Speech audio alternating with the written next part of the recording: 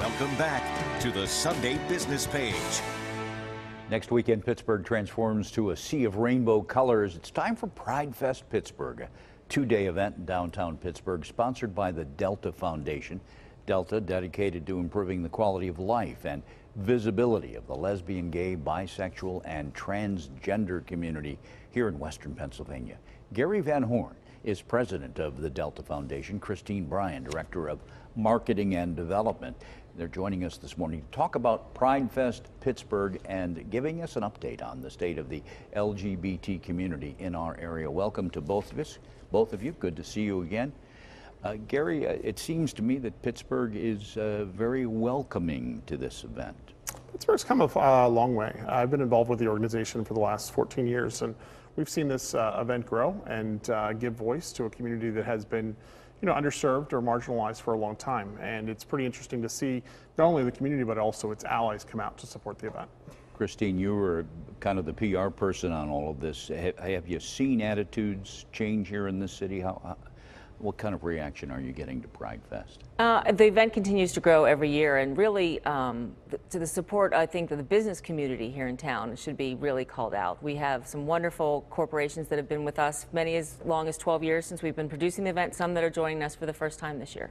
Well, it's good for business, right? It brings thousands of people downtown. Well, at the end of the day, these are people that work for these businesses too, that are members of the community or are allies or have friends or family members. Relatives, sure. Yeah, absolutely. And we've seen the corporate movement really help push along as equality as it relates to our community. And the political community, Mayor Peduto and County Exec Fitzgerald, both involved with the event? Very much so. County Executive Fitzgerald and the CEO of the Port Authority unveiled a Pride bus yesterday. We helped support an internal advocate that worked for the county, the Port Authority, and it was interesting to see. Every time we have a conversation piece, such as a Pride bus or et cetera, it begins a conversation with people, and that's what we're looking to do: begin a conversation and change people's hearts and minds, and understand that we wanted to be treated with dignity, respect, and inclusion, just like everybody else. Now we talk about local government. What about in Harrisburg? What about the legislature? Are they changing laws regarding rights for individuals? Well, that's happening a little bit more slowly, unfortunately. There is still no statewide legislation for gender identity, gender expression, or sexual orientation. That has been it's been proposed and is held up in Harrisburg for now many years. And of course, the Federal Equality Act, which was just introduced by the Senate, but will probably not pass the House, also continues to be stalled. Well, this is a legislature for years that tried to outlaw gay marriage, right? Correct, and which of course was now legal in 2014. Right. Pride Fest is different this year, different location. You want to tell me about that? Yeah, so we for the last 14 years we've been on Liberty Avenue, and the city came to us in February and said, we'd like you to look at a different location. Liberty Avenue is a great street to have it on. There's a number of LGBT bars that have been there for years. The issue is, as this event continues to grow, it continues to be hard to keep it safe and secure. And then also we cause a little bit of traffic in the city as well. So they asked us if we would take a look at some different alternatives.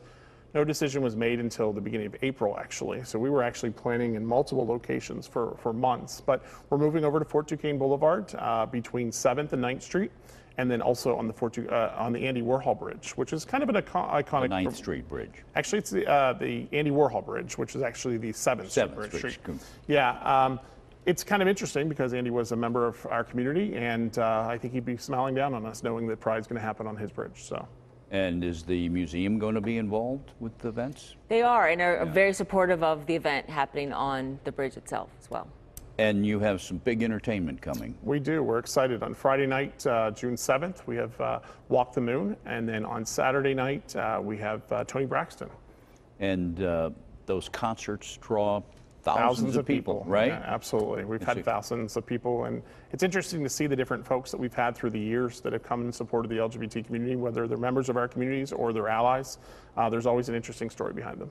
Do you get any negative response still today, or? You know, I think today everybody's upset about something. I think, you know, as a I'm country, not upset. Are you, Gary? I think as a country, we've, you know, we're against a lot of things today. So you always have somebody that's against it. But the interesting part is the amount of folks. I mean, last year there was almost 150,000 people that attended Pittsburgh Pride. So, you know, there's a lot more support than there is. I remember when, sorry to interrupt you, but I remember when the event first started, there were businesses that complained, that closed, didn't want any part of it. Have they come around? Absolutely, and I think we're seeing more and more folks, like I said, from the business community get involved. We have United States Steel Corporation joining us for the very first time this year, and are excited to have the President and CEO march at the Equality March this year. We continue to see partners, longtime partners like UPMC and Highmark. We have FedEx, Thermo Fisher Scientific, and Price Waterhouse Coopers, and companies 84 Lumber, companies that you don't see often at other events, who want to be involved with the event because it's important to their employees that they be involved with the event. It's interesting that the corporate community appeared to be ahead of government on this issue, right? Actually, and probably pushed government a little bit. Right. I think, you know, changing hearts and minds and attracting the best talent is something they want to do, and they really have pushed it. I mean, I think probably the most underserved community in our own is the transgender community, and, you know, having conversations about that, whether the specific needs as it relates to their health care, et cetera, and corporations are covering that today. Here is the glossy program for the event. Take us through the weekend. What can we expect? What are the events we don't want to miss? Don't want to miss. The parade's the big thing on Sunday. It is. So we'll start with Friday night. As Gary mentioned, we have Walk the Moon concert Friday night. Saturday and Sunday are Pride Fest, which are free events. We have over 150 vendors. We have a huge health and wellness area, a children's activity area, pets activity area, lots of food vendors, very family friendly. That's Saturday and Sunday during the day. And then Saturday night is Tony Braxton, and the march is Sunday at 12:30, which winds its way downtown through the streets and then ends at Pride Fest. All right, we look forward to it. I'm going to be able to get my car out of here on 14 Boulevard, though, right? Might be a little traffic, but. Gary, Christine, always a pleasure. Thank you very Thank you. much. We'll be back with more of the Sunday Business Page in just a few moments.